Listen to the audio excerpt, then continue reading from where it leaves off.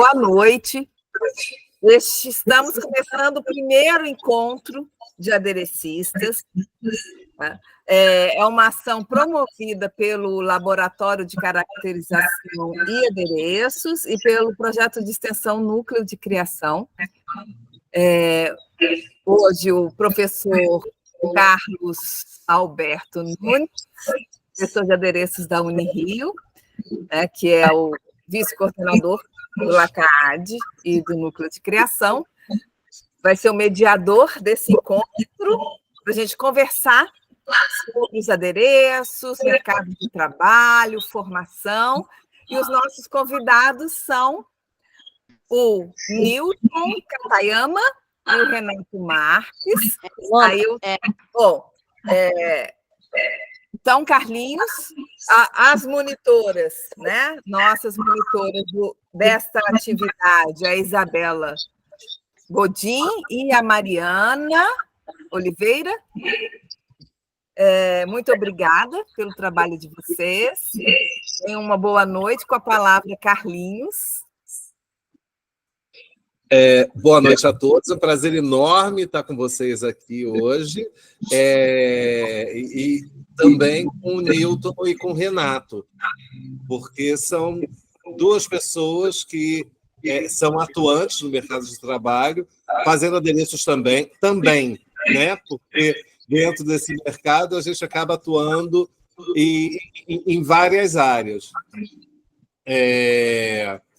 Eu queria iniciar esse encontro perguntando, primeiro para o Newton, depois para o Renato, como eles chegaram nessa área, como eles descobriram a questão do adereço e se eles tiveram algum tipo de formação que não seja a formação da prática para chegar nisso. Bom, cara, posso começar?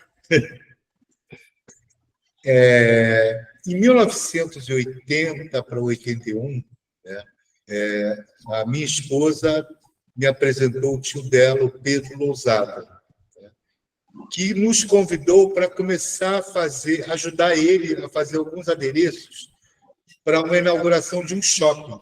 Até então, eu não tinha a menor ideia do que nem o que era adereço, né? E fomos para o ateliê dele. E lá ele começou a nos apresentar materiais de o que ele queria fazer. E começou a brotar as criatividades, né? Vamos fazer isso. Como é que se faz aquilo?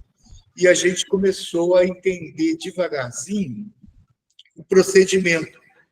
E começamos a fazer, ficamos quase um ano fazendo os ensaios, testando materiais e tudo. Para nós era um universo totalmente diferente, né, do que a gente já tinha, e aquilo principalmente assim para mim e para minha irmã, né, encantou muito. E aí fizemos a parte da inauguração do Barra Shopping, né?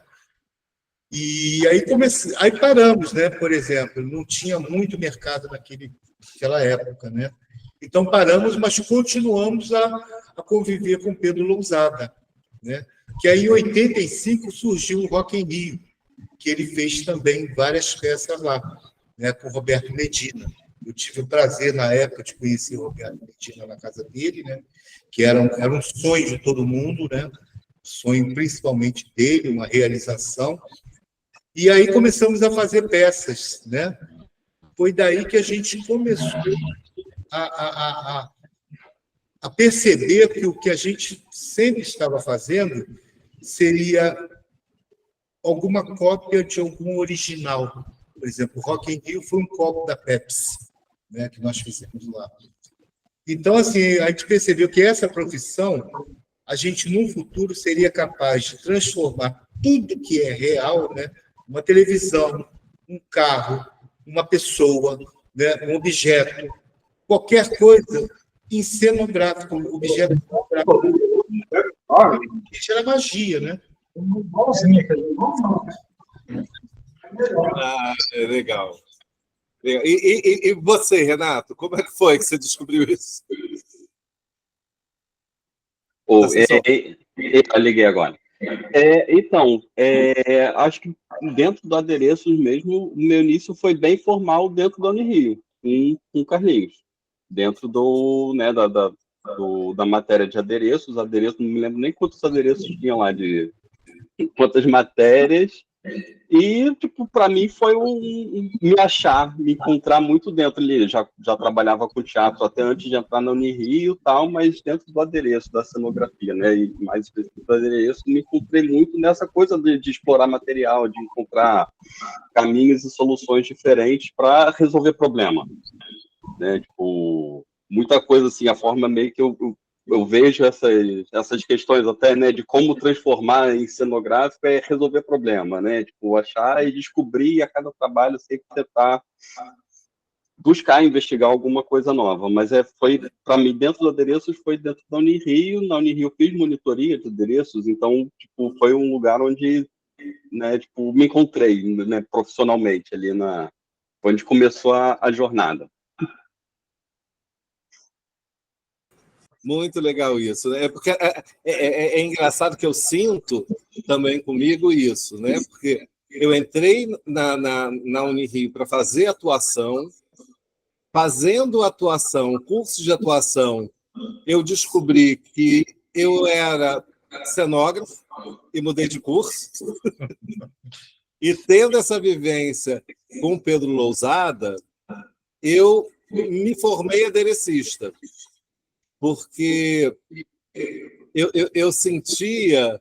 Assim, é lógico, né? Isso, na realidade, a nossa história não começa aí, começa bem antes, mas a gente isso marca como um território, porque assim, desde criança, minha mãe falava: meu filho, eu não vou te levar mais para baile de carnaval, porque você passa a festinha inteira de carnaval catando miçanga no chão, pena, e chega em casa, começa a fazer galinha, começa a fazer joia com os restos de bijuteria. Então, já começa lá na infância, né?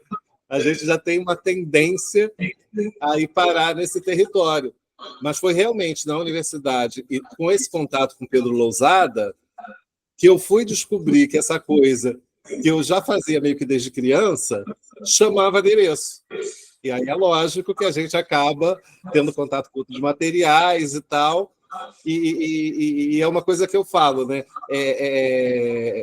O mercado, ele, de certa forma, ele te escolhe para alguma coisa, ele te reconhece como alguma coisa, né? Então, no início, como eu comecei, apesar de ser formado como cenógrafo, as pessoas me solicitavam mais para fazer adereço. Aí, hoje em dia, eu já trabalho igual, fazendo cenografia, figurino e adereço. Muito legal isso. E você vai falar alguma coisa, Mana?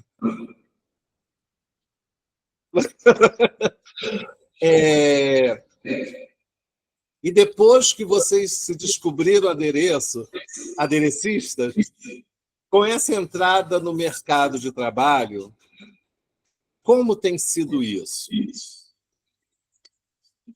Carlinhos, assim, para mim foi bem interessante, né? Porque na verdade, num período de tempo, eu fiz um curso de serralheria artística, né? E vim para Minas, para Itaiandu, em 94, voltei para o Rio em 98, e entrei na Grande Rio. Fui convidado pelo nosso saudoso Max Lopes a participar da equipe dele, né? Que aí eu tive acesso a outros tipos de adereço. O adereço de carnaval é bem diferente do nosso cotidiano, né? É uma coisa mais fantasiosa, mais reluzente, né? E lá eu vim a ser escultor de arame, por causa da minha formação de serralheria artística, né? Então, o que acontece? Começou a surgir um outro mundo diferente para mim, da qual eu tinha visto no Rock in Rio, né? Aquelas peças mais formais, como a gente faz hoje, né? E o carnaval não, seria um outro mundo. E depois eu fui para a Globo. Voltei de novo ao adereço de cenografia, né? Aí foi justamente essa chave que me virou novamente e me deixou nesse patamar, né? Para começar a fazer pintura de arte, que aí eu senti a necessidade da pintura para compor o meu adereço, né? Eu fui estudar pintura artística, né? E aí começamos a entrar nesse mercado novamente de cenografia. Entendi. Deixa eu só continuar aqui com o Nilton. Nilton, nesse primeiro tempo que você trabalhou como aderecista, você foi direcionado também para a televisão. Isso, exatamente. Né? Foi. E como foi essa sua experiência com a televisão? Assim, foi meio que no empurrão, né? Um amigo meu trabalhava lá, me convidou para mim ir até o Projac, né? E lá eles estavam com a necessidade de fazer formas, né? Formas de gesso. Tirar a estrutura primeiro de um objeto, né? E depois fazer as formas delas. Né? Que aí, assim, como eu tinha um conhecimento anteriormente do Pedro, né? Porque nesse período, entre Rock in Rio e uns anos à frente, ele começou a nos ensinar a tirar a modelagem, né, de peças, modelagem simples, né, e trabalhar com o gesso. E lá eles precisavam, né, na cidade cenográfica, aí eu fazer peça e depois fazer a forma de gesso, tirar ela em fibra, bater na fibra e depois pintar. Entendeu? Foi aí que eu tive essa introdução, de fato, assim, na cenografia de TV. Eu comecei a enxergar como era diferente do que eu tinha visto anteriormente, que era um outro mundo, né? É uma visão mais diferenciada de teatro, de eventos, de escola de samba. Entendi. E, Renato, como foi para você? Então, para mim, eu sempre trabalhei muito mais com teatro, né? Dentro do adereço, sempre dentro do teatro e no nicho até bem específico de trabalhar com algumas companhias com quem eu estou envolvido, com quem eu trabalho até hoje, né? E nessa história toda, né? Desde que saí da Unirio e continuei, ainda teve uns percalços, porque eu saí um pouco, fiquei afastado do teatro, fui para fotografia, também sou formado em fotografia, então, assim, eu tenho esse lado mais multidisciplinar da coisa, assim, né? Mas sempre tentando buscar, né, linkar essa coisa, né? Tipo, conhecimento da fotografia para juntar aqui, juntar lá. E agora, mais recentemente, agora estou de volta, né, pro mercado do teatro. Estou trabalhando agora com os 3 grupos diferentes. Estão saindo os apoios, os patrocínios, editais. Então, tipo, o mercado tá voltando a se aquecer, né? Tipo, tá melhorando, né? Então, é bem por esse lado, assim, tipo, parte de eu ter ficado um tempo sem foi por causa disso, meio que, tipo, buscar outras formas, né, porque a gente precisa. E agora isso, né, então, assim, e do último ano, assim, foi uma virada, porque agora eu tô com um espaço, com um ateliê, onde eu posso trabalhar, posso ficar lá fazendo tudo e conseguir pegar mais trabalhos, né, então... O caminho, assim, dos últimos 2 anos, assim, deu um ganho nessa minha vida de adereços, além do adereço, né? Adereço, cenotécnica, toda essa parte técnica da coisa, até, né? Uhum. Aí, Renato tocou num ponto que eu achei interessante. Então, vamos falar um pouco sobre essa valorização do nosso trabalho enquanto aderecista? Bom. Uma coisa que eu sinto muito dentro do trabalho, porque assim, eu hoje, atualmente, prefiro trabalhar executando adereços para os trabalhos que eu faço como cenógrafo ou como figurinista. Isso foi uma escolha minha. Eu prefiro não trabalhar mais com produções só fazendo adereços. Eu senti, para mim, que as pessoas não têm uma informação completa para te passar. E o recurso destinado a executar essa coisa acaba sendo mínimo, com um tempo restrito, porque essa preocupação ela vai surgir mais lá na frente. Então, eu queria saber como é que vocês enxergam isso dentro da solicitação que as pessoas fazem para vocês. há algum recurso digno em relação ao que vocês vão precisar executar? O tempo que te deixam para executar é suficiente para executar o que elas precisam com a qualidade que vocês desejam atingir? Queria que vocês falassem um pouco dessa vivência que vocês têm. Carlinhos, no meu caso, por exemplo, né, eu trabalhei com alguns arquitetos, né, e cenógrafos, né? Então, assim, a ideia, por exemplo, vou te dar o exemplo da televisão, né? Vai surgir uma novela, por exemplo, uma novela de época, né? Então as pessoas vêm com várias sugestões, né, de imagens e tudo, e querem objetivamente alguns produtos. Sendo que, né, o que a gente precisa realmente saber, né? Por exemplo, a idade daquilo, a preocupação da cor que você vai usar. Essas informações, basicamente, são nossas, né? Porque assim, o cenógrafo, o arquiteto, muitas vezes ele vê um material ou alguma coisa em fotografia, alguma imagem, né, de um prédio, né, de uma casa, de uma igreja, enfim, pronta lá. E você tem que desenvolver aquilo na parte, né? Então, aí a informação vem menos da metade, né? A gente é muito pouco informado. E nós, como aderecistas, a gente tem obrigação de entregar um produto exatamente o que a época pedia, né?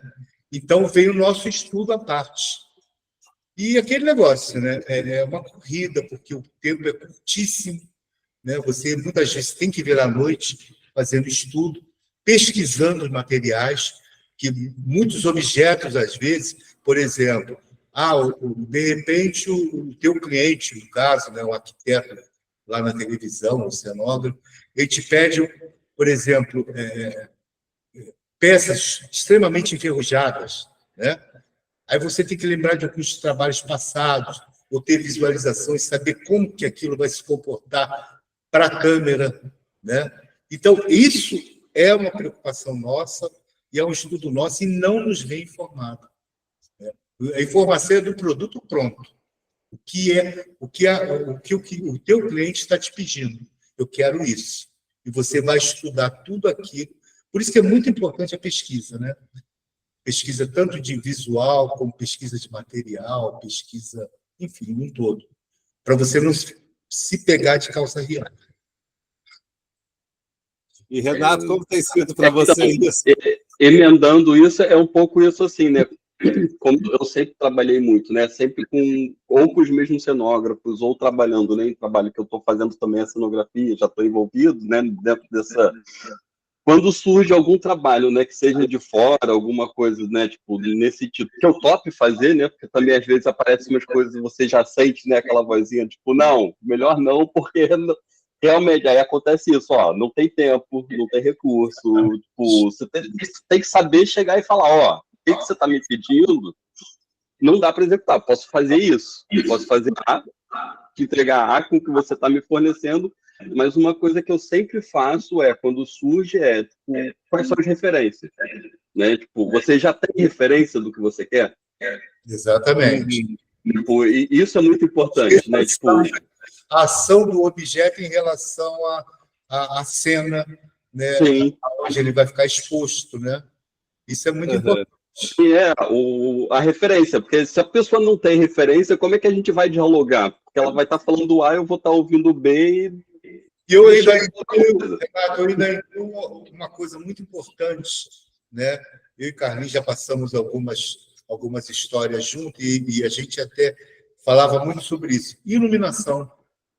Né? Porque, às vezes, você vê a peça original, mas dentro do contexto do cenário, né, você tem que preparar ela para aquela luz. Entendeu? Então, muitas vezes, a pintura que deveria ser feita no objeto, você tem que fazer alguma alteração por conta da luz, porque a luz ela vai interferir na cor. Né? E para a gente tornar realista aquele objeto, então, a gente precisa desse conhecimentozinho também de luz, né? como que a luz ela vai inserir naquele objeto, entendeu? Então, assim, são vários estudos até a conclusão, né? Sim. Acabou. Não, e isso só emendando também, né? Porque pro audiovisual isso é muito importante também, que é outro ponto, né? Tipo, porque assim, a câmera vê de uma forma, não é a mesma coisa do olho nu, né? O teatro às vezes é mais fácil, ele é mais permissivo em relação a isso, você consegue resolver. Mas se vai fazer o trabalho de audiovisual, a outra pergunta tem referência? E o segundo, vai ter teste de câmera? Vai ter teste de luz com tempo hábil de resolver qualquer problema que possa acontecer? Porque não adianta chegar no dia da gravação e aquele amarelo que você usou está imprimindo laranja. Exatamente. Eu, por exemplo, da Globo, eu fazia muita amizade com diretores de fotografia, sabe? Justamente para poder, na época, né, conhecer as gelatinas, qual era a reação que ela dava nas cores, né? Entendeu? E assim, até emendando isso que você falou de teatro, né, o campo de visão do telespectador para o objeto em si dá uns 15, 20 metros. A gente tem, às vezes, na televisão, né, ela pega atrás do ator. Então, você vê, hoje em dia, nitidamente, tanto o ator quanto o objeto. Né? Então, a preocupação também é muito grande em relação a isso. Né? Qual o campo de visão que você tem do objeto que você vai construir. Uhum. Maurício, deixa eu só Diga, mano. fazer o comentário aqui do Maurício.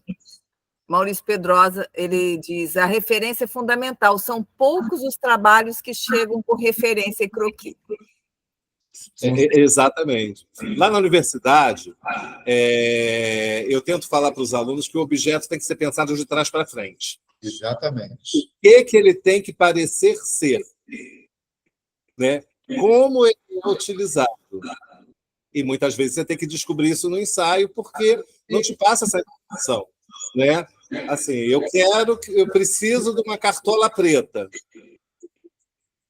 Tá, é uma informação, mas não é toda, porque você faz uma cartola preta que você faria normalmente. E quando você vai entregar, você descobre que no ensaio eles jogam de um lado para o outro, jogam no chão. Então, assim, o material precisa ser muito mais resistente, né, do que uma cartola normal que só vai ser utilizada na cabeça e tirada da cabeça para cumprimentar. Né?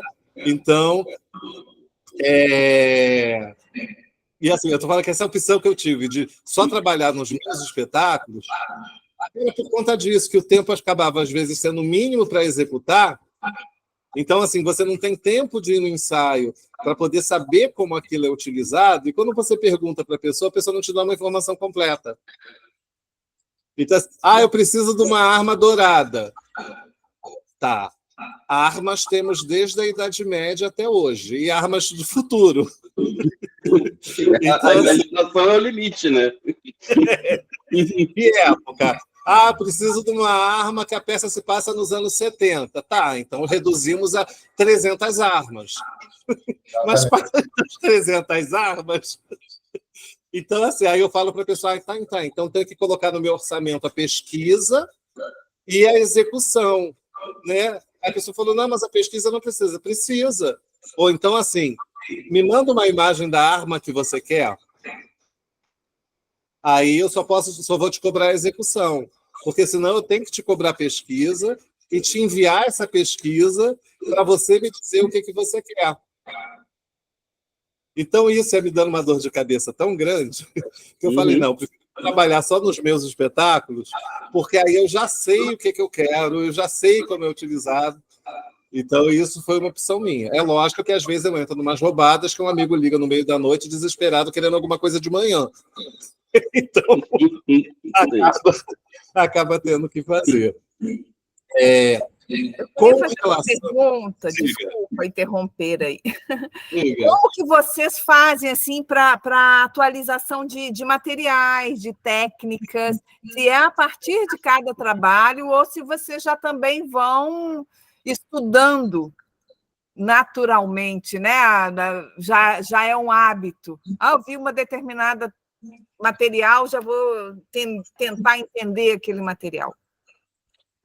Mona, eu sou muito curioso, né?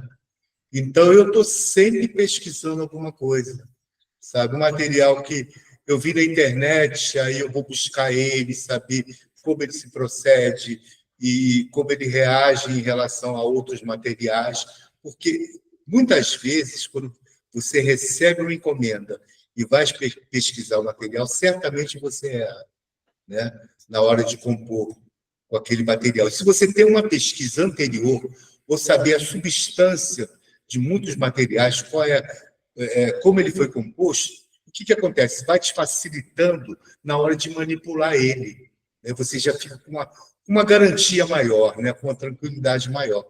Então, assim, eu acho que nós, aderecistas, né, a gente tem quase por obrigação de pesquisar mercado, né? Pesquisar materiais dos mais diferentes possíveis e os mais inusitados possíveis, né? Que muitas vezes um material que você acha que não dá para nada, como material de cozinha, de cabelo, enfim, ele vai te servir em alguma forma, em algum momento. Então, se você for pesquisando esses materiais, você já fica com a familiaridade, né? Pô, aquele material que eu vi em tal lugar, pô, aquele vai servir para mim, vamos testar ele, entendeu? Então, assim, eu acho bem legal, né? Porque o adereço, né, por si todo, ele é tudo que você vê, né? Então, são milhões de materiais diferentes que a gente trabalha. E assim, é necessário as pesquisas, né? Para você não ficar para trás.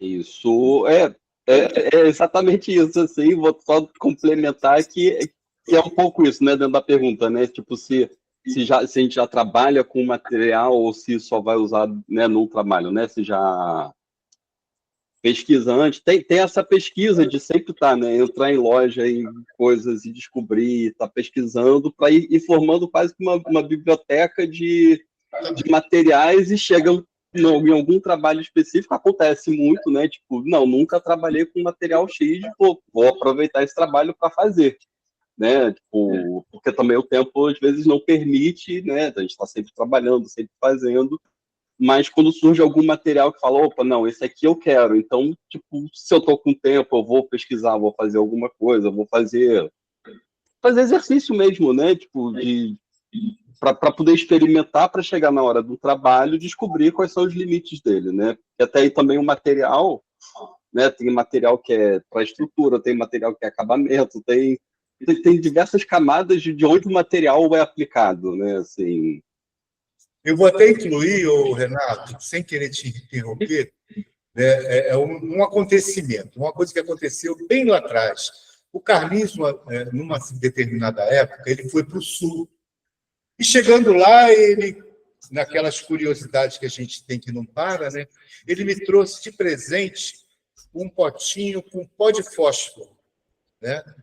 E aí ele falando, Nilton, pó de fósforo, antigamente eu acho que era, né, Carlinhos, os interruptores, né, no escuro, eles ficavam acesos e tal. E eu guardei aquilo, testei com cola branca, enfim, testei com resina, vi que ele realmente trabalhava, aí depois a gente veio a descobrir que os elétrons do pó de fósforo, né, que fazia a peça ficar acesa. Passados uns anos, lá na Globo, pediram, assim que acabou, passou o Avatar, né, eu acho que um ano depois, fizeram uma encomenda, né, que queriam coisas parecidas com o Avatar. Olha o desafio.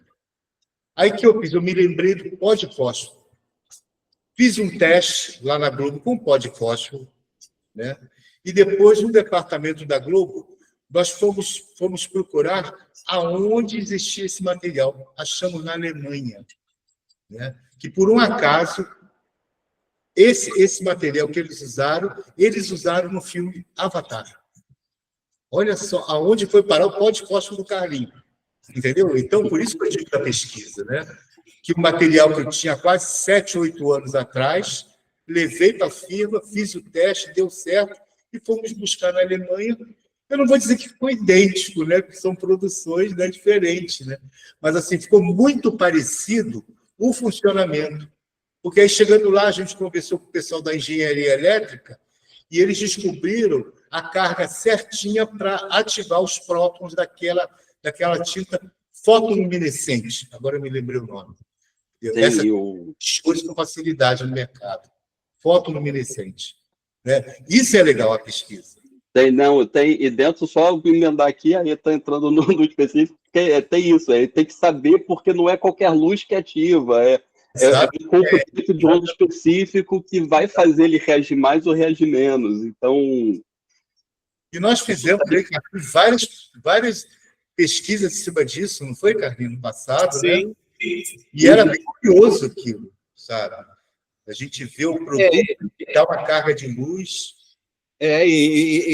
Assim, o ideal da pesquisa é você fazer a pesquisa quando você está relaxado, para você entender como é que aquilo funciona, né? Celestino Sobral é um aderecista brilhante, que eu amo, e que está na Bahia agora. O Celestino sempre falava: nós temos o tempo inteiro que aprender a dominar a matéria e não deixar que a matéria nos domine. É o fundamental, né? É um filósofo, né? Assim, ele é uma figura apaixonante. E essa questão da pesquisa é essencial. Mas muitas vezes, porque assim, tem uma questão dentro do trabalho que, às vezes, o recurso não é suficiente para você trabalhar com o material ideal. Então, assim, eu agora estou querendo trabalhar com material, quer dizer, já conheci o plástico líquido com o Newton, que ele teve uma demonstração na Globo e ele trouxe um tanto para a gente brincar com esse plástico líquido, que é muito legal, mas a gente não tem acesso com tanta facilidade, né? E eu comprei agora, também é produzido fora, uma placa de 1 metro por 1,5 metros, né? É um pouco, são, sei lá, 4 folhas de cartolina, né? Não é muita coisa. Uma placa de um termoplástico. O que acontece com o termoplástico? Ele é uma chapa de um... O grupo do plástico é dividido em 2 grupos: os termoplásticos e os termofixos. A resina de poliéster é um termofixo. Você coloca ela, trabalha ela, ela fica numa forma que depois não volta atrás. Você pode esquentar para tentar derreter, mas ela vai pegar fogo e não acontece mais nada. O PVC, o tubo de PVC é um termoplástico. Você pode pegar um tubo, abrir no meio, aquecer, transformar numa placa. Se você quiser, você aquece de novo e bota ele redondinho. Então, assim, dentro do grupo do plástico tem esses 2 grupos. Essa placa, ela é um termoplástico e ela tem resistência com leveza. Então, na maioria dos trabalhos, eu acabava caindo no empapelamento, porque o empapelamento é uma técnica muito simples e é uma técnica com custo muito baixo. Mas, por outro lado, ela trabalha com tempo. Tem o custo de tempo. Ela trabalha com a evaporação. E a evaporação, né, porque você trabalha com cola à base de água, ela vai precisar de ter um tempo, e não pode colocar no sol, né? Porque senão a camada superior... Empapelamento é uma técnica de sobreposição de camadas de papel. A primeira camada, se ela receber sol, ela vai desidratar e vai encolher e não vai ter tempo de puxar a umidade da camada de baixo. Então, ela precisa ser secada à sombra. Então, isso faz com que um trabalho, às vezes, demore 3, 4 dias para poder secar naturalmente. Aí a gente tem como recurso a resina de poliéster. A resina de poliéster, ela vai... por mais que ela endureça em coisa de 1h30, 2 horas, a cura dela, a cura é o momento máximo da reação química. Vai acontecer em 24 horas. Agora, o termoplástico, você coloca ele sobre um positivo, né? O positivo seria a forma normal, o negativo seria o outro lado, que está interno na forma, né? Então, você não tem nem o trabalho da forma, você trabalha em cima do positivo, você aquece e vai apertando, ele vai se moldando na forma. Muito machado. Você consegue, em 1 hora, ter um trabalho pronto. Só que R$ 600 essa placa. E não só aí, é em 1 hora, então isso. Tipo, se é um trabalho que você precisa fazer 20 cópias, você consegue fazer com mais praticidade, mais fácil. Eu estava nesse exemplo de pesquisa, tá? Eu também estou dando umas olhadas em termoplástico e tal. Agora, meu sonho é tipo, usar o termoplástico com formação a vácuo, que é mais rápido ainda, porque né, você bota no positivo, bota o vácuo, ele puxa, formou. Isso é uma técnica que está aí há muito tempo. Foi como faz embalagem. Aquelas caixinhas de plástico são feitas assim. Né? Então, assim, como a gente lida...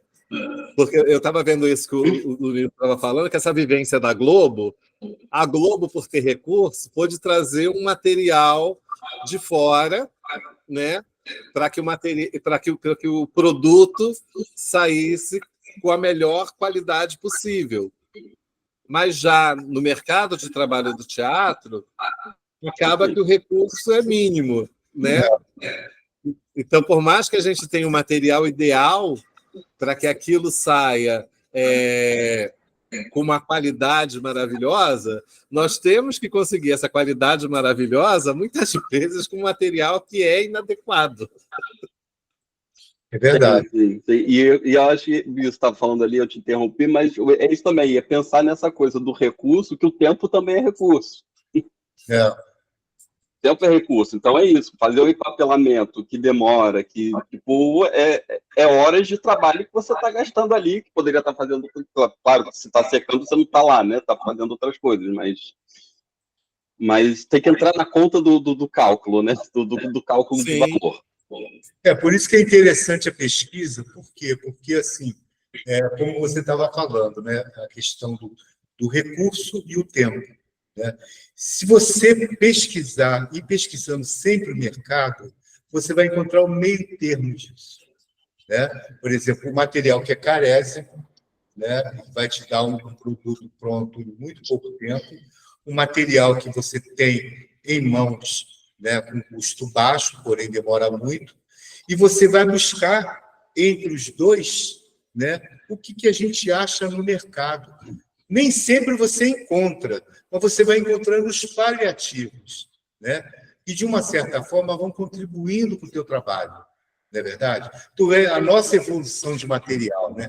De 20 anos para cá, né? Mudou muita coisa, facilitou muito a vida de muita gente, né? Isso tudo foi feito com pesquisa, né? Ninguém vai pesquisar para você, né? Você que tem que ir atrás. Achei, igual agora, por exemplo...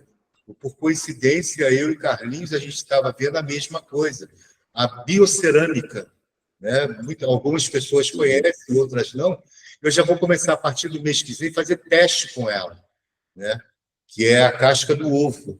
É verdade? A gente vai fazer a cerâmica com a base da casca do ovo, que é bem interessante. Não é verdade? Então, assim, é um produto que o pessoal está usando para coisas diferentes. A gente vai tentar buscar para o nosso trabalho, né, para a nossa realidade, e em cima desse produto você vai pesquisando para fazer outros produtos com a base desse primeiro produto. Né? Isso que te dá um tesão, né? É interessante, né, a vida. Né? Você acha uma coisa, depois continua estudando sobre ela, busca outros recursos, melhora ela ou facilita a tua vida, né? Entendeu? E essa é a nossa constante luta, né, cara? Com certeza. Eu ia voltar aqui no termoplástico, que é isso, tá falando dessa coisa do meio termo, e foi também agora há pouco tempo, que eu nunca tinha trabalhado muito, mas foi com EVA. Porque é isso, ele chega no meio termo, ele se molda com calor, ele é rápido de trabalhar, ele é leve, dá para fazer uma cartola e depois põe o acabamento, o ator pode jogar longe e o negócio vai ficar inteiro. Então, assim, assim, eu adorei trabalhar com ele. Achei ótimo. E eu nunca tinha dado tanto, né? Tipo, já tinha feito uma coisa ou outra, mas foi um trabalho que me permitiu fazer vários, porque eu tinha que resolver também com pouco tempo. Falei, quer dizer, me dar isso aqui, deixa eu fazer, deixa eu usar ele. Achei maravilhoso. E aí também é isso, porque eu estou agora também com uma máquina de corte a laser, e ele corta nem manteiga na máquina laser, assim. Pô, é maravilhoso. Fácil. É maravilhoso. Hoje em dia, assim, realmente é muito mais tranquilo, né? Então, assim, a minha dissertação de mestrado fala sobre essa questão do adereço, né? Ela pega sobre a questão teórica, a questão de mercado, e fala sobre a questão tecnológica também, né? E uma das coisas que a gente tem hoje que ajuda muito é a impressora 3D, né? Porque enquanto ela, quer dizer, você demora um tempinho para fazer o projeto, mas enquanto ela está lá imprimindo, você já está fazendo outras coisas também. E fica de olho, porque se der problema, tem que correr lá para voltar para para no meio, né? Senão gasta o material. Pois é, essa minha máquina foi isso. Eu ia comprar, estava pesquisando impressora 3D, aí eu descobri o laser e falei, peraí, é até mais barato e eu acho que vai ser mais prático porque ela é mais rápida. Verdade. Não é a mesma coisa, claro que, né, as limitações são outras, mas falei, não, acho que vai ser um investimento melhor do que a impressão. Mas é a mesma coisa, você tem que fazer o desenho no computador, fazer tudo, tem outros tempos, né? Você me daria um minutinho só para me ausentar durante um minuto? Sim. Bom, gente, eu vou ler aqui, enquanto o Newton se ausenta aí, o Maurício, ele colocou mais um comentário. Acredito que todo aderecista é meio um cientista louco com um olhar atento a tudo. Entrar em uma loja de produtos diversos, elétricos, químicos, material de construção na feira, os olhos brilham. Eu acho que seria bom também a gente começar a conhecer o trabalho de vocês, né? Já que o Newton deu uma saidinha, por favor, Mariana, coloca para a gente aí alguns trabalhos do Renato, para a gente ir conhecendo esses trabalhos dele. Aí, Renato, você fala sobre esse, né? De que peça, né? Dessas informações aí. É possível, Mariana? Eu ia falar essa coisa da loja, é isso, né? Loja de R$ 1,99 é o paraíso, assim. É o parque de diversões, né? Total, porque tem de tudo, né? A Mariana já vai compartilhar para a gente aí.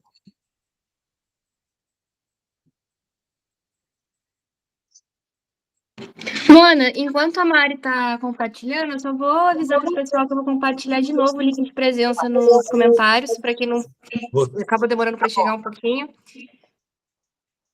Aí, quem precisar de declaração, de certificado, é só assinar pelo link que a Isabela vai compartilhar no chat. Tá? Assina aí, é bom também para a gente fortalecer os nossos eventos, né? Comprovar a frequência e tudo mais.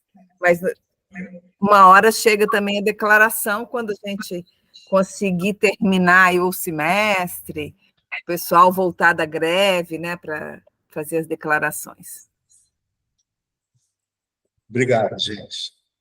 Newton, a gente está começando a ver o material, né, o que vocês mandaram para vocês. Então, a gente vai começar pelo do Renato, para mostrar para as pessoas conhecerem o trabalho de vocês. Nós já conhecemos história, né, esses elementos a gente conhecer, aí vocês também vão falando sobre aquele adereço, para onde foi, o material, algum caso em relação àquele. Mariana, está conseguindo? Deixa eu aproveitar esse tempo. Está aparecendo? Roberto Oliveira, você é de Parauapebas? Uma tela só. Espera aí, então, só um momentinho. Oi. Desculpa, quem falou? Não, eu perguntei, o Gilberto de Oliveira é o Afonso Camargo? Você é de onde, Gilberto? Ele está sem o microfone. Você tem que ligar o seu microfone. Tá ligado aí? Sim, agora escutamos. Então, eu sou aqui de São Paulo. Ah, São Paulo. Você está me lembrando também um grande mestre aderecista do Pará, que chama Afonso Camargo. Aí eu estou olhando o tempo inteiro para você, você está num galpão, aí eu olhei, passou pelo tanto, falei, gente, é o Afonso Camargo, passou pelo... Estou vendo o galpão do Afonso. Mas galpão aqui mesmo. Vamos ter o Afonso no próximo encontro. Vocês precisam conhecer. É um grande mestre também, que precisa ser conhecido. Mas valeu, Gilberto, agradecido. Legal.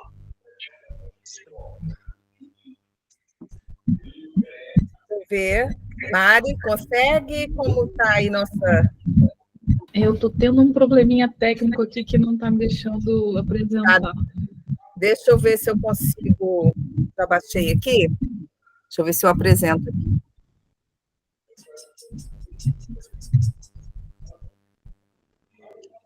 Eu já fiz o download, deixa eu ver. Tá. Vou abrir aqui.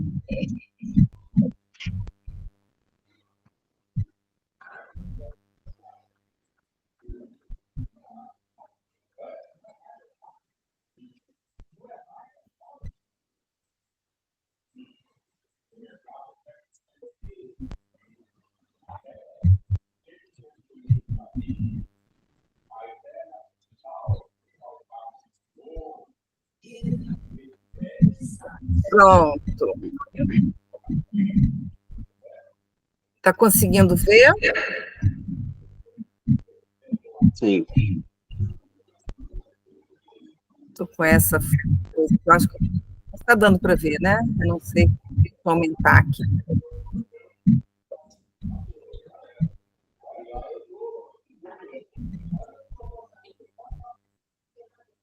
Ui, peraí, que eu acho que não vai funcionar, não. Como está aí? Que dá, né? Então, Renato, por favor. Então, esse foi de um trabalho que eu fiz com um grupo, né, que ele era daqui do Rio, agora eles estão em Portugal, quando eles ainda estavam aqui, que foi um curta, né, foi uma coisa ali, um projeto durante a pandemia, eu fiz o cenário, né, e esses adereços, essas coisas, toda essa maquete. Qual o meu nome? Não, esse é o... Era Uma Vez um Adulto. Que aí ele tinha exatamente esse desafio que era, tipo, trabalhar com pouco recurso, né? Tipo, aquela coisa desses projetos, era um projeto, acho que do SESC, do SESI, que tinha uma verba, mas era basicamente cachê. Então a gente teve que resolver fazer tudo com o material que a gente já tinha, né? Tipo, essa maquete foi toda feita em papelão, coberta de filtro, porque a gente tinha no nosso acervo. Né? Tipo, que é outra coisa importante também, ter um acervo de material, porque acontece. Acontece, demanda espaço, precisa de espaço, mas é importante, né? Sempre ter tinta, uma coisa que o Carlinhos falava era isso também, muito me lembro das aulas dele, tipo, você ter sempre uma lata de PVA, eu acho que hoje nem vende mais PVA, é só PVA e corante que salva na madrugada. Né? Eu mudei aqui a página, tá? Show. O PowerPoint para ficar melhor a definição. Sim. Agora... Para ficar melhor. Eu não vejo você. Seguir. Tá? Porque aquela hora entrou um qualquer. Aí a gente volta nele, aí você, por favor... Não, tudo bem, aí eu complemento. Então, pode ir sobre este. Esse é a abertura. Esse é a abertura. Passa para o segundo. Segundo.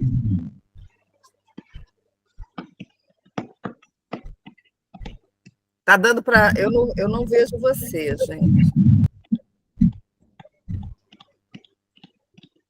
Opa, foi a mais. Não, mas tudo bem, vamos lá. Esse foi um projeto que foi filmado no início do ano, um projeto de uma série baseada em Ziraldo, ainda não estreou, estava até na dúvida se mostrava ou não, mas como eu encontro aqui nosso, o cenário foi da Arlete, que acho que inclusive ela está aí, eu tinha visto a Arlete Rua, está aqui, e eu fui chamado, foi esse mesmo grupo, para eles foram chamados para fazer os bonecos. E dentro dos meses fizeram os bonecos, eu fiz os adereços e acabei até também pegando parte dos bonecos para fazer. Cadê? Sumiu a apresentação. Sumiu? Sumiu Ah, por parte. gente. Então, vou lá de novo. Desculpa aí. Vamos lá. 10-0 aqui para mim. Mano, se você quiser, eu posso tentar compartilhar por aqui. Não sei se facilita. Ah, já voltou. Voltou. Já voltou. Então, é isso, né? O que eu fiz, né? Foi o boneco, o Lee, né? Nessa... E a maçã, né? Do bichinho da maçã. Em volta é o cenário da Arlete. Lindo, maravilhoso, inclusive. Beijo, Arlete. Vou passar o outro. Pode seguir. Também é do meu trabalho, que teve esse desafio, e foi nesse trabalho que eu sim usei e abusei do EVA, porque precisava fazer tudo em toque de caixa, fazer rápido, e adorei trabalhar, né? Essa maçã foi toda feita em EVA. Que ótimo. Né? Porque molda com calor, dá para lixar, dá para pintar, dá para fazer tudo. E esse é um dos bonecos, né, da Arara, que foi feito, que foi um desafio, porque nem eles tinham referência de como fazer, do que fazer, então, por muito tempo se perdeu trocando informação até chegar no desenho que essa arara tinha que ser feita, aí acabou que o tempo de execução ficou minúsculo. Isso foi aquela coisa, né, tipo, chega o trabalho e fala, tem referência? Né, tipo, pode ir seguindo. Vou seguir aqui, estou fazendo duas coisas. E esse também, eu botei várias fotos de processo, inclusive, assim, esse já é lá no meu espaço. Também é para o mesmo grupo, e esse foi o cenário que eu fiz, eles agora estão em Portugal, fiz o cenário aqui, foi mandado para Portugal, foi na bagagem de alguém que estava indo, então, assim, tinha que ser um cenário que desse para caber numa mala, ou menos de uma mala, então ele foi todo feito em tecido, e as mesas lá, eles que, né, montaram parte do cenário, então teve que ser feito toda uma cobertura de tecido para colocar em cima da mesa. E inclusive nesse, acho que mais para frente pode ir passando também, porque os bonecos eles fizeram lá, mas eu modelei as cabeças aqui e eles imprimiram lá, a coisa do 3D, né, Carlinhos? O que facilita, né? Tipo, eu desenhei aqui como o boneco tinha que ser feito lá, ele foi feito lá, mas foram com as cabeças que eu modelei daqui. Né? Então foi isso, né? Tipo, todo o cenário, os adereços da mesa dos bonecos, aí eu acho fazer coisa nessa escala, eu acho uma maravilha, eu adoro fazer, tipo, como fazer um cesto pequenininho, como fazer o tronco, como... Um momento, Gilberto, por favor, você poderia desligar o seu áudio, que está interferindo um pouquinho no som? Aí quando... Obrigada. Vou continuar aqui, tá? Sim. Essa árvore, por exemplo, é isso. Ela eu acho que é uma estrutura de papelão, ela é coberta com tecido e cola. E o tecido dá a textura, tipo... Eu adoro essa técnica também, tipo, criar textura com tecido e cola. Depois é trabalho de pintura. Esse é um cenário mais recente, não sei se tem coisa aqui do Temperos de Frida. Esse cenário é meu, né? Parte dele é meu, com Francisco Leite também. E é isso, ele é um cenário todo cheio de objetinho, de coisinhas, então, assim, mas pode seguir. Assim, de outra coisa que ele tem, isso é uma maquete de um projeto, que é a coisa do... Também, e essa, por exemplo, foi isso, foi fazendo a maquete, ela toda foi com corte a laser. Para fazer essas coisas menores. E aí tá o velocípede, que acho que tinha uma foto lá no início do detalhe dele também. Que esse não tem apego. Oi? Só falei aham. Foi o trabalho com a Dani Jamal, que era o cenário dela. E o meu trabalho foi toda essa pintura do velocípede do envelhecimento, porque tinha que ser, ele foi feito, né, esse triciclo, ele foi feito sob medida, customizado, e meu trabalho foi parecer que ele ficou guardado 40 anos. né? Tipo, então teve todo o trabalho de envelhecimento nele, de pintura, eu gosto muito. E aí tem também uns adereços de luz nele que eu coloquei, que em certo momento ele acende, né, por baixo. E ele agora está lá no ateliê porque eu tô reformando ele, porque ele de fato ficou guardado muito tempo. E o só ficar guardado não adianta, né? Porque às vezes o falso é mais real do que o real. Né? Tipo, precisa restaurar a pintura de envelhecimento dele, porque... E aí ele tá lá e vai voltar essa peça por agora. Acho que em agosto eles reestreiam. Ah, é ótimo. O Juvenal Pito e o Velocípede. Ah, tá. E Posso passar?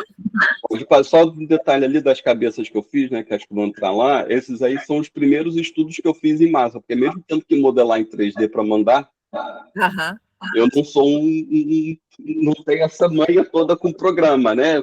Tive que já tinha feito uma coisa ou outra, mas, né, tipo, tive que fazer primeiro na massa porque é muito mais confortável.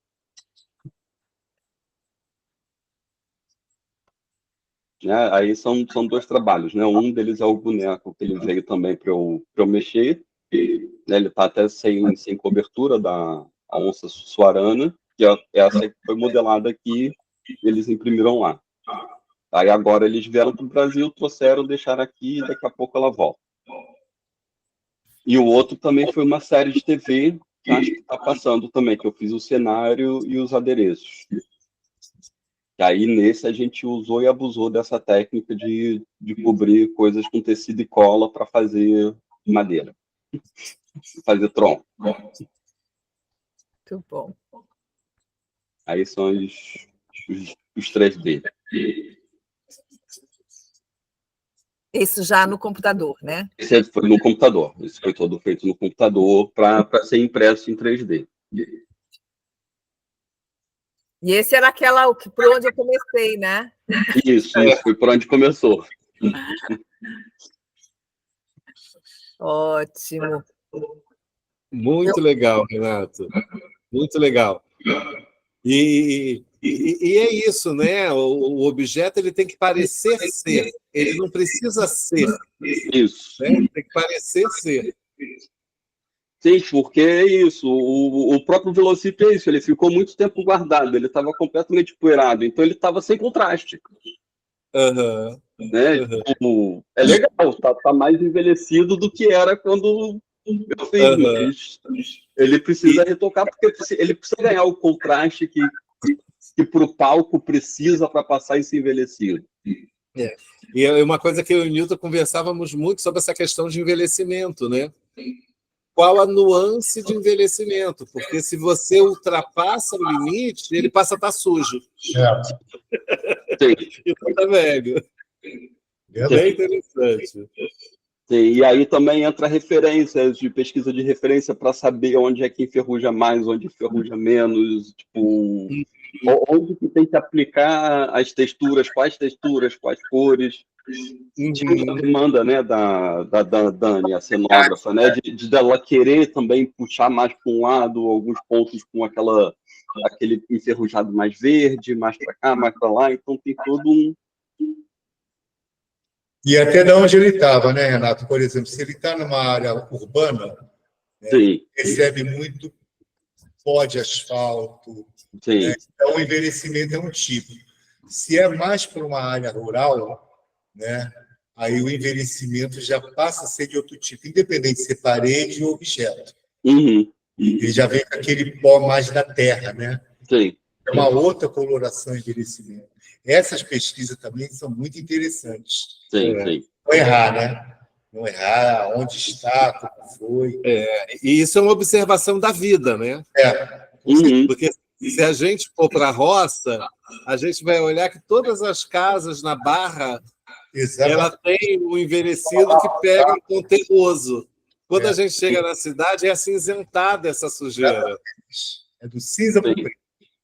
Não, a coisa do muro, né? Que bate a chuva e sobe o barro ali, então tem uma faixa ali que tem um tom terra ali que fica, onde onde brota a planta, onde não brota, onde dá rachadura, onde não dá. Onde tem umidade. Legal. Agora, então, vou apresentar o do Newton, tá? Tá bom. Vamos ver aqui, vai dar tudo certinho aqui. Ver se eu consigo, vai.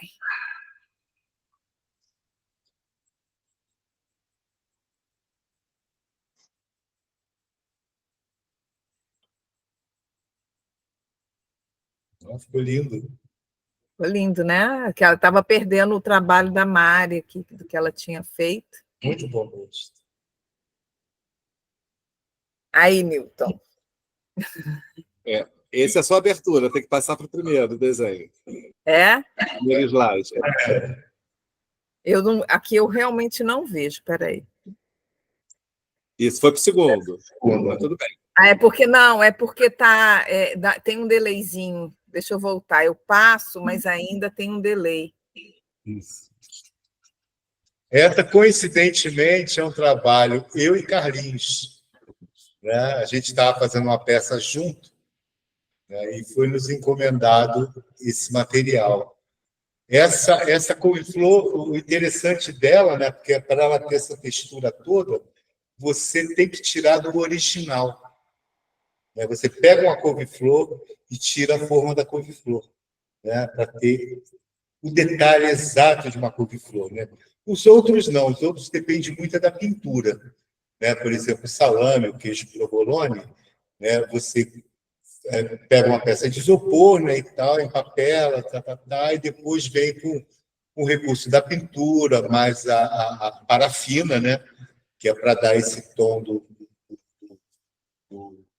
caso do provolone, né? E o salame não, a gente vai buscando com imagens, né?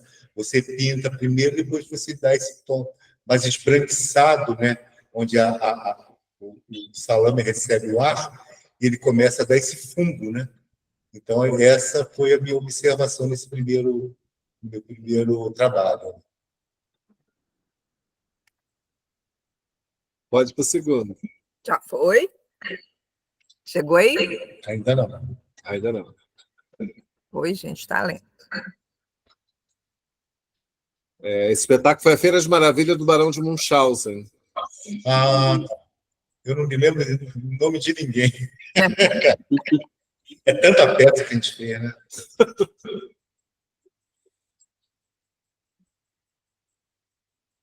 Vou passar o próximo, é isso? Isso. Eu não vejo vocês, tá? Por favor.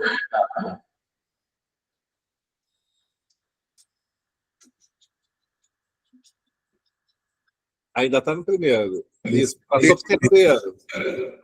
Tá. Faltou o segundo. Hã? Você pulou para o terceiro, não passou o segundo. Ah, não? Não.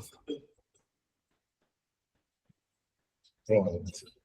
Esse daí, do lado direito, né? Eu não me lembro o nome da peça, mas foi até de um filme. Né? O Carlinhos deve lembrar bem.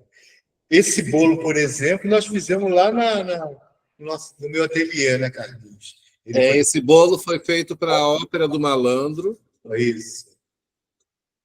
Ele foi feito de isopor, né? Uhum.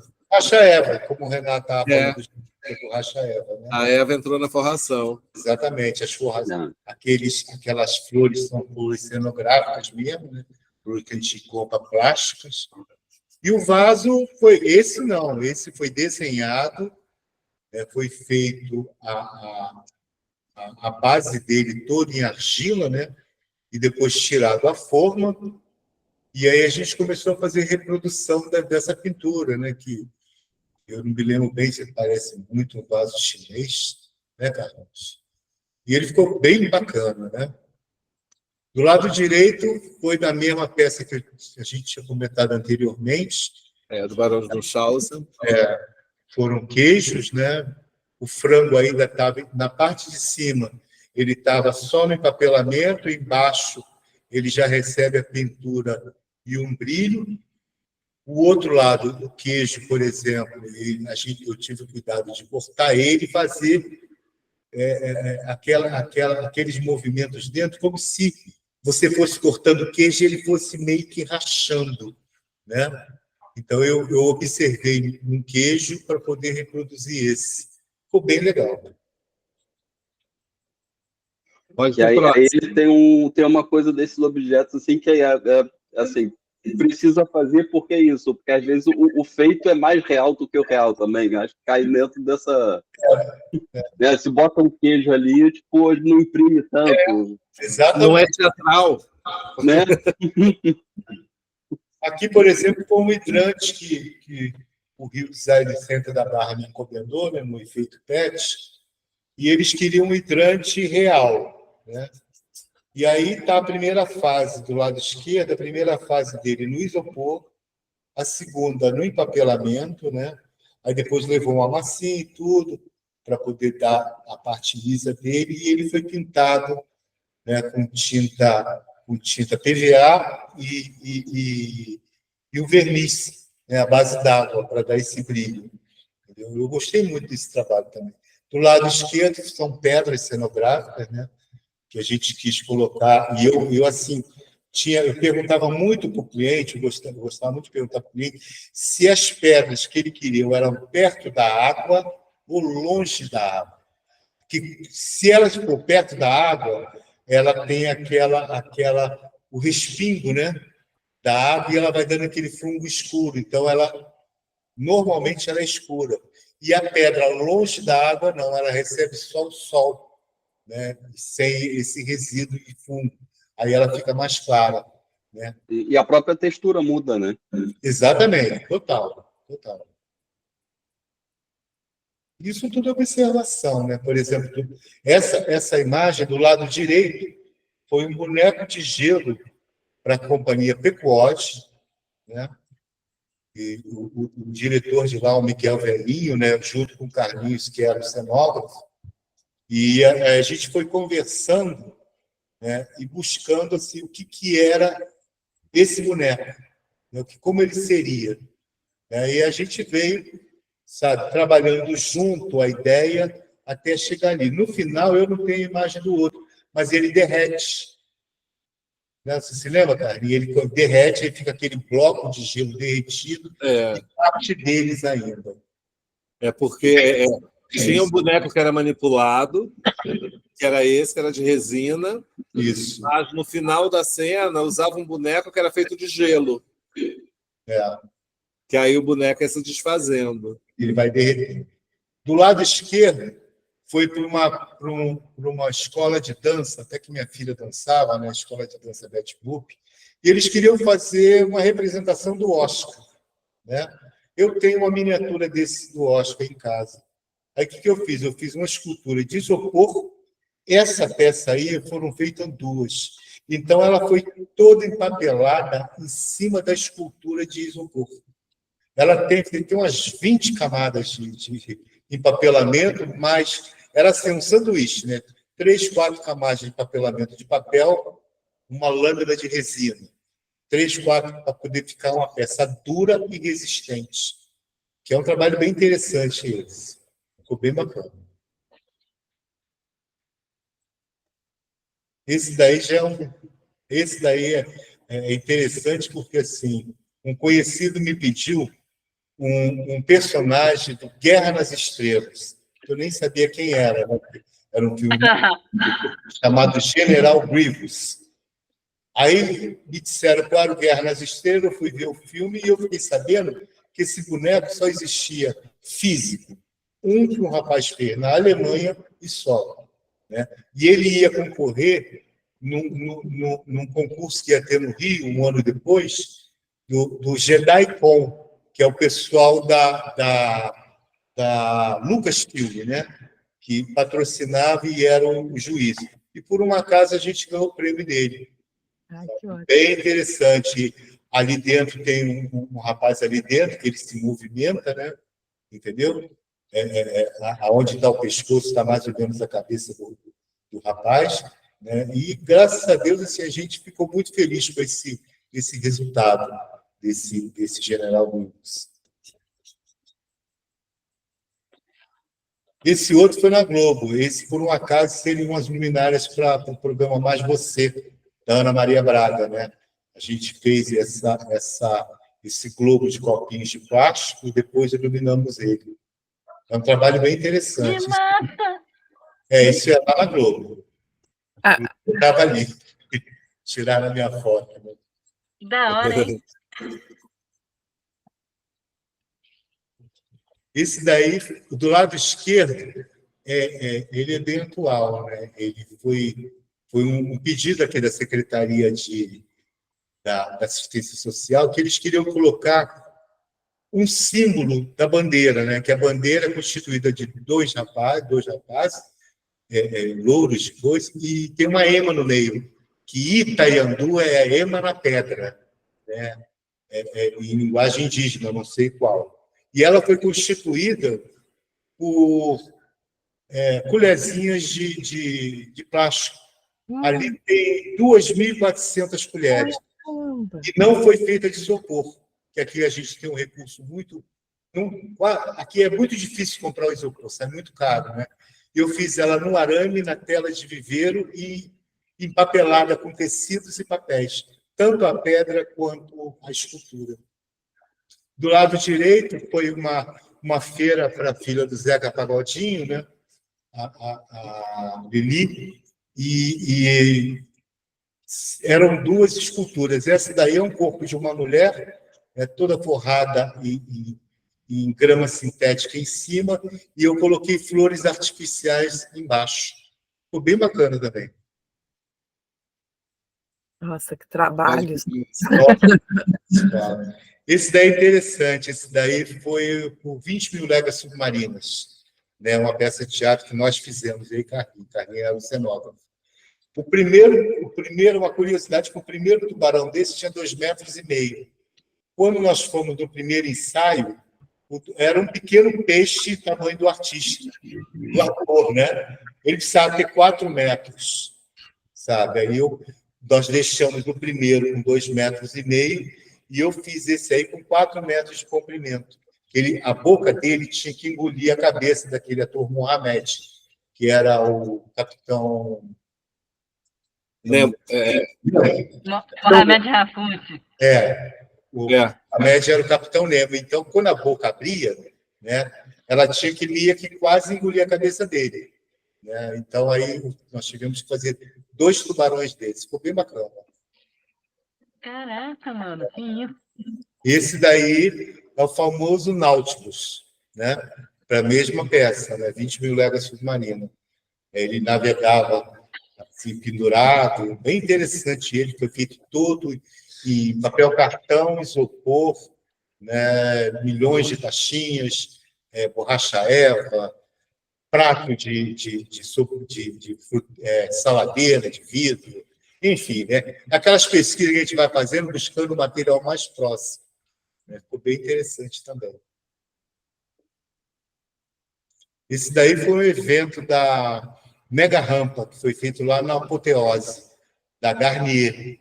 A Garnier queria fazer um skate, e aí uma empresa de marcenaria fez o shape, né? E eu fiz esse movimento, né? Essa coisinha. Essas rodas, só de curiosidade, elas pareciam pneus de Fórmula 1.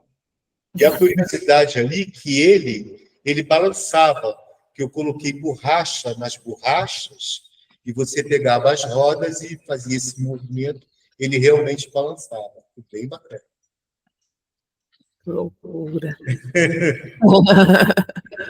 Esse daí foi para Cup Noodles, né? No Rock in Rio 2017. A Cup Noodles pediu para uma empresa que estava fazendo o cenário deles, né? Que eles queriam uma guitarra com a ponta de garfo, né? E aí a gente teve a ideia de copiar o palco Sunset. Eu tive essa... Porra, se a gente fizesse a cópia do palco Sunset ali no corpo da guitarra, vai ficar bem interessante. Aí eu e minha irmã fizemos. Eu fiz a escultura e ela deu o acabamento e nós pintamos juntos. Esse daí já foi o braço, né? Esse é o estúdio da Multishow no Rock in Rio 2017. Aí eu fiz a composição do braço os parceiros nossos fizeram o painel que está embaixo, né? E ficou bem bacaninha tem 4,5 metros de corpo essa guitarra. Muito legal. Parabéns pelo trabalho de vocês. E isso dá uma ideia para a gente também da diversidade do Exatamente. mercado. O que é Né? possível? Porque a gente não pode olhar nem só para televisão, para o teatro, mas a gente tem a moda também, os desfiles, tem os shows. É bem amplo, né, cara? O entretenimento num todo, né? Uhum. De Soleil a um show do Rock in Rio, a um espetáculo dentro de uma casa de show, né? Como nós fizemos, né? Aquele do Boca Livre, né? Se lembra? Canecão? Sim. Então, assim, é muito diversificado a nossa vida, né? Sim, nossa. E a gente tem a diversidade de materiais, de técnicas, Total. é um trabalho, e a quantidade de trabalho em cada peça, né? E o que parece, né? Quantas noites, aí a gente não fala nem de dia. Pensando e executando. Dias né? e noites. Né, Mona? O interessante é que dá errado. E, assim, para mim, pelo menos, né, o erro é o caminho do acerto. Então, assim, uma coisa que eu nunca tive medo na vida foi de errar. Que errar todo mundo erra. Né? Você vai fazer uma peça, não deu certo. Não deu certo. Vamos tentar de novo, vamos fazer com outro material. Né? Então, assim, eu sempre falava para os colegas lá da Globo, né, que muitos estavam chegando e, às vezes, erravam na execução. Falavam, cara, isso aqui é o caminho do teu acerto. E, quando você vai acertar, você vai ficar seguro de fazer de novo. Você ganha segurança. Né? E isso também é uma coisa que diz para a gente que o orçamento apertado ele não é bom. É péssimo. Porque, assim, por mais que você tenha feito 500 vezes, sei lá, um papagaio, aquele papagaio que vai ser utilizado dessa forma específica, você está fazendo pela primeira vez. Exatamente. Então, com um orçamento apertado, isso te tira muita possibilidade de refazer, e às vezes é necessário refazer. Muitas vezes tira até o dinheiro do bolso, né, Carlos? Quando o orçamento está muito apertado, acaba acontecendo isso. Por isso que aqui a experimentação, o conhecimento dos materiais e a experimentação que você faz antes, no teu período de repouso, isso te faz fazer descobertas.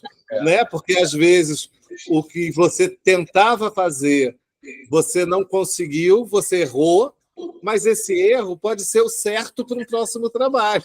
Com certeza. Então, o caderninho de anotações também ele é importante para você ir registrando essas experiências. Eu me lembro muito o que você falou da Mona, quando ela voltou da Los Angeles Tour, né? Que ela dizia o seguinte, que lá errou, deixa de lado, não joga fora. Não é isso, Mona? Isso. Aquele material vai ser estudado novamente, que vai servir para um outro material, né? E você aprende a consertar, né? Está aprendendo com a Mona, né? Aprende a consertar. Aprende a consertar. Né? Lá eles não jogam fora, não. Aprende a consertar também. Né? Recuperar. Né? Porque é muito isso, né? Se a gente não tem dinheiro e não tem tempo, aí é muito difícil trabalhar, né? Porque se você pode não ter um grande orçamento, mas tem tempo, a gente vai conseguindo resolver de alguma maneira. Agora, né, se a gente tem orçamento e tempo, aí é paraíso, né? Maravilha. O que é impossível, né? Não, e o acervo, né? E o acervo. Nossa, o acervo ajuda muito. Exato, gente. Alguém quer fazer alguma pergunta? Deixa eu ler aqui. Se tem mais algum comentário, tem do Maurício aqui, vou começar do fim e vou ver lá no início. O Sandro disse que o erro é a descoberta de como não fazer. O Maurício, o que deu errado em alguma peça, o acerto para uma outra, né? Perfeito. Sim, a gente vai colocar, vai disponibilizar no YouTube, aí quem precisar, quem quiser, a gente pode enviar o link, só sinalizar aí. Está no YouTube do Núcleo de Criação. Alguém quer fazer alguma pergunta, gente? Quiser abrir o microfone, pode fazer. Algum comentário?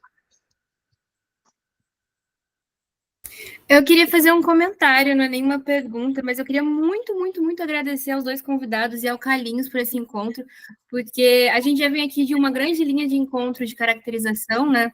Mas ter esse encontro de adereços foi, assim, especial demais. Eu, particularmente, que tenho, assim, um grande interesse na área, né? Só descobrir as coisas que a gente tem na Unirio não mostram esse mundo que vocês mostraram para a gente. Então, para uma estudante que está pesquisando, que está indo atrás, que tem interesse, ver essas possibilidades que vocês trouxeram na apresentação, na conversa, assim, deixa o coração quentinho, deixa a gente com mais esperança até, sabe? Então, eu queria muito agradecer por vocês estarem aqui, por vocês terem topado o convite. Foi muito especial, gente. Muito obrigada mesmo. O que eu percebi da experiência de vocês, pelo papo, é que todo mundo passa sempre pelas mesmas coisas. Esses materiais que a gente vai descobrindo, essa necessidade de que achar um caminho quando você não tem muito recurso, né? E às vezes isso vira uma certa resiliência, né? De você buscar numa coisa barata um resultado bacana, né? Que às vezes você tem muito dinheiro, às vezes você nem ia olhar para esse material. Então a gente sempre está pensando por esses caminhos, né? Ou seja, não é muito diferente, né? Todo mundo é meio igual nesse mercado, né? De busca, né?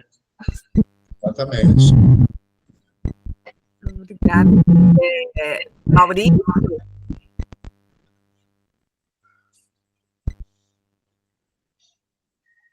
Tem que abrir o microfone. Obrigada. Agora, eu queria agradecer também e, assim, estava falando de erro, né? E até para o Renato também. Eu estava uma vez fazendo máscaras e aí eu quis antecipar o tempo era curto, eu também queria sair, e pintei as máscaras, estavam as máscaras empapeladas e dei aquela primeira camada de tinta de base para depois trabalhar com elas. Quando eu cheguei no outro dia que eu fui para o ateliê, estava tudo encraquelada. Reagiu com cola, isso há muito tempo atrás, e craquelou tudo. Aí foi um grande erro, eu tive que lixar tudo, para esperar secar e voltar a trabalhar. Mas depois, alguns anos depois, eu tive que fazer um cenário com tronco de árvore. E aí eu fiz a estrutura toda, fiz o tronco. Aí eu joguei uma camada espessa de cola, não deixei ela secar e joguei a tinta por cima. Ela encraquelou, deu um resultado tronco. Então, assim, a gente erra de um lado e guarda aquele erro para usar em outro. Então, toda vez que eu quero aquela textura de tronco, eu jogo a cola, não espero secar, jogo uma base de tinta PVA por cima, ela vai encraquelar e vai dar um resultado maravilhoso. Obrigado. Total, e isso só complementar, tipo, é conhecer o material, mesmo errando, né, tipo, para depois você conseguir reproduzir o que foi erro da outra, porque é isso, se encraquela, você não conhece o material suficiente para saber como aquilo aconteceu, você não consegue reproduzir depois, né, o entendimento da coisa, opa, você reage dessa forma, mas, né, aí acontece isso, né, tipo, do erro, como é que eu vou fazer esse erro agora que eu quero? E tem uma coisa que isso passa também pelo conhecimento do material, que é aquela coisa que eu estava falando do Celestino, né? Temos que dominar a matéria. Então, sempre dá uma lida no rótulo, para poder esses componentes eles irem se tornando cada vez mais familiares. Né? Porque, assim, acaba tendo um pouco de lógica, né? Um pouco nas coisas. Por exemplo, essa questão da cola. A cola, base d'água, por mais que ela esteja seca, quando ela recebe por cima uma tinta base d'água, o que vai acontecer? A cola que está embaixo vai chupar essa umidade e vai expandir de novo. O que ela já retraiu, ela vai expandir de novo. E aí tem o craquelado. Certos efeitos que a gente trabalha com pintura, por exemplo, a gente trabalha com a tinta base de água por baixo e trabalha fazendo efeito com a sintética, ou vice-versa, porque senão uma dilui a outra.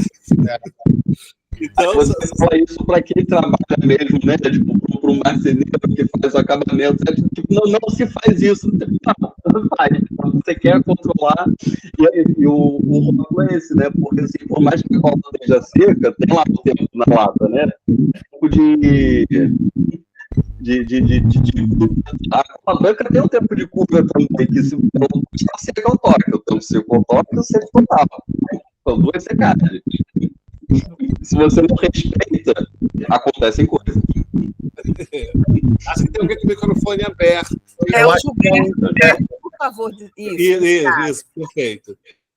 Deixa eu falar um pouco assim, mano. Tem mais pergunta? Não, é só 2 comentários. Aí, guarda aí, Carlinhos. A Tacna falou, adorei ouvi-los. A Nízia Fazo falou, muito bom ver essa troca de descobertas e processos. Nívia! Diga, Carlinhos. Não, é porque, assim, nós temos pouquíssimos materiais teóricos escritos sobre o assunto. E a minha dissertação de mestrado, Mona participou da qualificação, foi maravilhosa, e a minha dissertação de mestrado foi sobre isso. Não falo em técnica, eu falo sobre a questão da profissão, do profissional, de tipologias de adereço, né? Adereço de consumo, adereço de ensaio, né? Então, assim, eu gostaria de que, caso alguém tenha interesse, eu possa disponibilizar a dissertação para que as pessoas possam ter contato com material teórico que realmente nós não temos. Carlinhos, eu posso... Ela está online, a gente pode colocar na descrição no YouTube. Do vídeo. Do vídeo também, tá?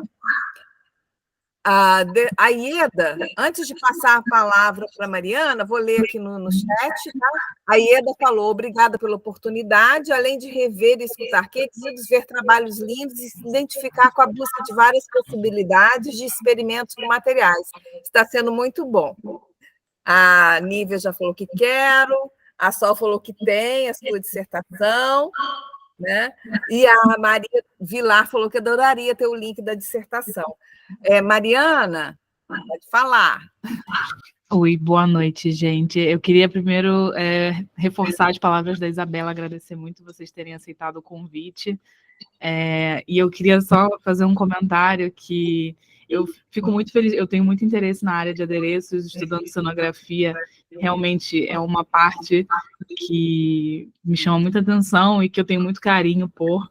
E eu fiquei muito feliz de ouvir Carlinhos falando sobre a questão de, quando criança, ficar pegando as coisas e guardando. Isso é uma coisa que me remete muito a mim também. Em casa, eu sempre fui considerada uma pessoa que guardava tudo, porque eu sempre via uma forma de fazer arte com as coisinhas que a gente encontra espalhado pela casa, um potinho de iogurte, uma latinha de cerveja, de Coca-Cola, alguma coisa assim.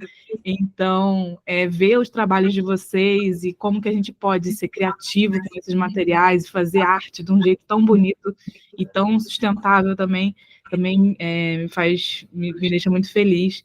E também comentar a parte como elogiar os trabalhos de vocês, porque foi o que a Isabela também falou, logo no começo, quando a gente estava passando pelas fotos e organizando, eu fiquei absolutamente encantada com tudo que vocês apresentaram, e assim, dá mais vontade ainda de entrar nesse mundo do adereço e seguir por essa arte também. Então, é isso. Muito obrigada, gente. É isso. Eu vou fazer o seguinte, eu já vou colocar o link junto com o vídeo, o link da dissertação do Carlinhos, já coloco junto com o vídeo, porque eu tenho o e-mail de vocês, né? E já mando o link com a gravação para a presença aí, para os que estiveram hoje, tá? Então, assinem a presença aí, por favor, que eu já mando para essas pessoas que estão aí o link com o vídeo e já, automaticamente já vai a dissertação do Carlinhos. Eu acho muito importante. Ué, como é que eu vou fazer isso? Como é que eu vou... Por favor, Isabela, compartilha de novo, Gabriel. Gabriel, no chat. Compartilha Mas sim, eu mando para você também na sala. Você me cobra na sala que eu mando para você. Mas no chat tem a presença aqui, você tem. Clica no link que a Isabela vai colocar aí agora, e você preenche lá. Aí a sua presença. A Isabela acabou de colocar no chat. Clica lá. Tô vendo, mano, tô vendo. Rapidão. Tá? Só preencher, que aí eu tenho o e-mail de vocês. Aí eu já mando o link do vídeo e lá vai estar a dissertação do Carlinhos também. Mais alguém quer algum comentário? A Nívia escreveu: fundamental ter essa categorização e fomentar pesquisa e endereço, mostrar que por trás da técnica tem muito pensamento e pesquisa. Esse encontro é maravilhoso, parabéns pela iniciativa. É isso, gente. Eu acho que a mesma coisa acontece com a área da caracterização. Muitas vezes, eu e Carlinhos, né, a gente trabalha com mesmos materiais. Eu falo aqui do Carlinhos porque é o meu colega na Unirio, né? Mas a gente... materiais que a gente vai trabalhar com a maquiagem de efeitos especiais, essa coisa toda, a gente vai trabalhar com alguns materiais de formas diferentes, com técnicas diferentes, e a gente passa também por esse mesmo problema, por o problema de ter falta de conhecimento, das pessoas, às vezes, não irem descobrindo, né, a maquiagem, irem descobrindo o adereço por vias tortas, né? Eles vão chegando, eles vão encontrando, e a partir daí que as pessoas vão seguindo pela carreira, né? É um encontro, assim, né? De pessoa, de artista com o meio e etc. Então, vendo isso, né? E no encontro de caracterizações, que é a realidade de todos os profissionais da caracterização, isso do Brasil inteiro, né? Que a gente conseguiu mapear o Brasil inteiro. E aí eu falei assim, cara, tem que fazer isso com adereço, para que as pessoas encontrem mais facilmente, né? A gente tem hoje em dia aí internet que divulga isso. Eu falo pela maquiagem, né? Do adereços eu não sei tanto, mas pela maquiagem chama mais atenção. Mas, por exemplo, nós vamos entrar no 10º encontro de caracterização que a gente começou em 2020. Até hoje, eu não encontro... Quer dizer, a gente já conversou com profissionais de 20, 30 anos de carreira e os que estão em 5 anos. Até hoje, eu não conheci um que tenha escolhido ser maquiador ou caracterizador, trabalhar com efeito. Por quê?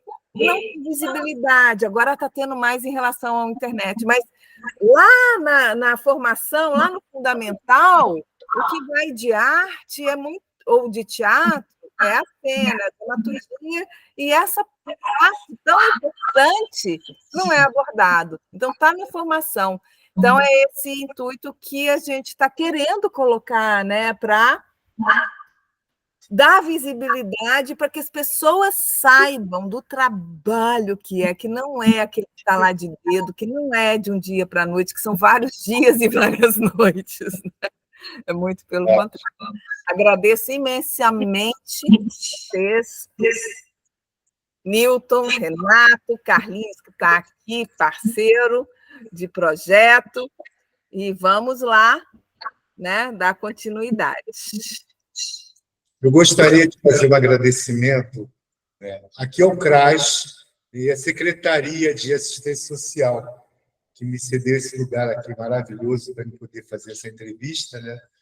E o secretário Wilton Pérez, a coordenadora Flaviana, aqui do CRAS, né? Aqui ela aqui. Obrigada. Prazer imenso. Olha, aguardo vocês para uma visita aqui em Minas, viu? Oba! Precisam conhecer Minas aqui. Cuidamos muito bem do Milton, viu? Por favor! Cuida mesmo, que ele é uma pérola. Exatamente, é precioso aqui para nós, ele é incrível, viu? Obrigado pela essa oportunidade que vocês nos ofereceram, viu? Muito obrigada. Mais alguém? Queria agradecer também assim, o encontro, assim, eu acho que é fundamental, tem que ter mais e mais e mais, e tipo, acho que é uma iniciativa que não pode parar, porque assim, complementando ali o que já foi falado, porque assim, essa reunião de profissional é muito importante, porque acontece muito, isso também por mim, né? Tipo, a gente fica muito isolado, cada um com a sua pesquisa, com seus protocolos, com a sua forma de trabalhar, e quanto mais descobrir como é que o outro faz, descobrir, não, ele também faz assim, ou faz de outra forma, e essa troca é muito importante para o mercado mesmo, crescer e a gente continuar. Comentar, né? Continuar, se unir e continuar cada vez mais se profissionalizando, né? Porque, assim, é um mercado profissional, já é bem, né? Tipo, tá aí, mas acho que ainda tem muitos passos que a gente ainda precisa chegar, né? Tipo, se você for pegar exemplo também, né? Como que é essa indústria lá fora, né? Onde a gente pode chegar e até superar isso. Sim, aí eu estou viajando agora, mas é por aí isso, e acho que essa troca que permite, a pesquisa do Carlinhos e a pesquisa de cada um, de materiais e descobrir, porque a gente parou aqui e falou do termoplástico, porque assim, tipo, 3 pessoas diferentes, pelo menos está cada um engatinhando da sua forma, né? Mas a troca acelera esse conhecimento, a troca de conhecimento acelera ainda mais, né? Então, é muito importante. Eu gostaria até de pegar uma carona no seu comentário, Renato, e dizer o seguinte: a gente poderia usar, né, para essa troca, né, que cada um, bem ou mal, pesquisa uma coisa de uma forma diferente, e a gente começar a jogar para vocês distribuírem um pouco de conhecimento de cada um de nós, né, o que a gente veio descobrindo pela vida, né, e repassando para os outros aderecistas passam para a gente fazer um banco, né? Uma bibliografia de adereço, né? E materiais. Seria bem legal a gente ter esse canal. Né? O Fernando Santana, que também é um grande profissional que trabalhava com adereço, agora ele não trabalha mais, ele trabalha mais nas artes visuais. Mas ele sempre falava: entregue o ouro para o bandido. Exatamente. Você depois vai aprender com ele. Então, tudo que você sabe, vai passando para os outros. Não esconde técnica. Porque aquela pessoa vai pegar a sua técnica e vai recriar por cima e vai te ensinar. Vai te devolver, né? Te devolve, é verdade? Exatamente. É como a técnica cresce, né? Tipo, porque senão é isso, continua cada um com uma pesquisa individual, está chegando nos mesmos lugares, mas o tempo para isso acontecer é muito mais longo. Até porque é isso, a gente não tem fornecedor específico de material para adereço. Né? Tipo, não tem uma... O mundo oferece. Quantas vezes o Nilton, quando morava aqui no Rio, morava na freguesia, tantas vezes eu saía da casa dele, subia a Grajaú Jacarepaguá, parava o carro porque tinha algum lixo, que tinha alguma coisa interessante. Sim. Enfiava o lixo no carro e ia para casa. Tem uma coisa que eu gostaria de falar, que é o seguinte, porque assim, é uma diversidade de conhecimento que é muito grande. E assim, é lógico que hoje nós temos especialistas em diferentes áreas.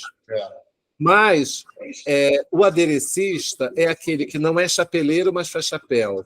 Não é peruqueiro, mas faz peruca. Não é sapateiro, mas faz sapato. Exatamente. Agora, ele não faz como peruqueiro, ele não faz como aderecista, como o peruqueiro, não faz como sapateiro, não faz como chapeleiro, mas ele faz parecer ser. E uma coisa também, que nessa diversidade de conhecimento que acaba a gente sendo, vamos dizer, um obrigado, entre aspas, a ter, é importante que a gente aprenda a entender os nossos limites e estabelecer parcerias. Porque eu posso ter uma pintura maravilhosa e saber tirar forma maravilhosamente bem, mas pode ser que a minha modelagem não seja tão boa assim. Mas eu posso ter um amigo que modela maravilhosamente bem e não sabe fazer a forma. E não tem uma pintura tão boa. Então, estabelecer parcerias é fundamental para que a qualidade do trabalho no final seja melhor. Exatamente. E essa pessoa que veio para você para, de repente, só fazer a escultura, às vezes o jeito que ela segura a ferramenta, o jeito que ela trabalha, o jeito que ela manipula a matéria, vai te ensinando também. Então, estabelecer parcerias nessa área é fundamental. Eu lembro, assim, tantas vezes eu ia para a casa do Newton, e aí, assim, rolando a maior festa, rolando o maior churrasco, e eu lá no Newton conversando, quando saiu, apareceu a resina base d'água, a gente falando, a gente trabalha com a resina de poliéster e a gente usa o talco industrial para fazer um plastique com a resina de poliéster. E com a resina base d'água? O que a gente pode usar para fazer um plastique com a resina base d'água? Então, assim, a nossa festa era um debate que a gente tinha lá no cantinho e a festa comendo. É verdade. E quantas ideias boas saíram, né, Carlinhos? Então, assim, a pesquisa é o tempo inteiro. O tempo inteiro, ela não para. Sim, sim. E acho que entra ainda também por troca de contato de fornecedor, porque a resina de um fornecedor não é igual ao do outro, a tinta de um não é igual ao do outro. Então, essas trocas são importantes. Não tem um lugar que não existe a loja do aderecista, né? Tipo, exatamente. Não existe. E assim, né, e nem vai existir, porque também não passa por isso, né? Não... e essa questão que, assim, que o comércio tem o que ele vende. Sim. Então, por exemplo, os materiais utilizados no carnaval, que é uma grande indústria, você consegue achar com mais facilidade. Sim. Carnaval não trabalha com látex. Então, você só consegue encontrar em locais específicos. O poliuretano flexível também. Então, às vezes, assim, eu chegava lá, esqueci como é que é o nome da loja lá da Penha. Eu chegava lá para comprar, Fox Fiber. Eu chegava lá para comprar, todo feliz, porque eu sabia que tinha lá, e eu chegava lá e falava, olha, eu até tenho aqui, mas é tudo da Globo. A Globo comprou tudo. Então tem isso também, né? E aí você tem que acabar encontrando truques para o que você vai fazer, que é usar rígida e usar menos do secante para que ela ganhe alguma maleabilidade. Então, você acaba estabelecendo truques ali no meio para você poder conseguir executar o trabalho. Gente, aqui já o Maurício já se despediu. Nós já estamos chegando a 2 horas de encontro. Agradeço imensamente. Infelizmente... Marina! Marina! Oi. Desculpa, Mona. Eu falei Marina, mas é Mona. Você consegue mandar um link para mim pelo meu e-mail? Mando sim. Tá bom? Gostaria de aproveitar, então, e agradecer a todos os ouvintes e a todos os aderecistas e os mestres aderecistas que também estão aí por trás, que a gente ainda não conhece, mas com a continuação dos encontros, nós vamos vir a conhecer e conhecer as experiências, as facilidades e as dificuldades que eles encontram no dia a dia de trabalho. Muito obrigada também às monitoras, Mariana e Isabela, né, que fizeram essa produção aí, tiveram em contato. Muito obrigada a todos. Até a próxima. A gente não tem a data ainda, mas a gente consegue para o segundo semestre. Tá bom? Obrigada, gente. Obrigado, hein? Boa noite. Boa noite. Muito obrigada, pessoal. Boa noite. Muito obrigada.